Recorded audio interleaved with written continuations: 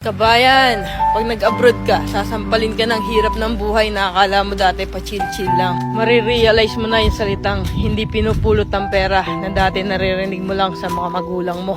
Marirealize mo na wala kang dapat pagkatiwalaan dito, kundi sarili mo. Marirealize mo na ang 5 oras na tulog ay sapat na para may paglaban ng isang araw na pagtatrabaho. At matututo kang pahalaga ng bawat sentimong sinasahod mo. Matututo kang magtiis at magpasensya kahit minsan ikaw ang nasa tama. Matututo kang maging independent o mag-isa dahil wala ka namang aasahan dito kundi sarili mo lang. Matututo ka rin ditong lumaban kahit ayaw mo na at hindi mo na kaya pero wala ka pa rin choice. Wala kang choice kundi kayanin na lang. Marirealize mo na hindi pala totoo yung sinasabi nila na masarap ang buhay dito sa abroad. Kasi pag nandito ka na, masasabi mo na lang talaga sa sarili mo na ang hirap pala. At totoo din yung sinasabi nilang lahat na nasa abroad ang pera pero wala dito ang saya. Kaya sa mga nagbabalak mag-abroad dyan, patibayan ng loob dito at bawal ang mahina, bawal ang sumuko.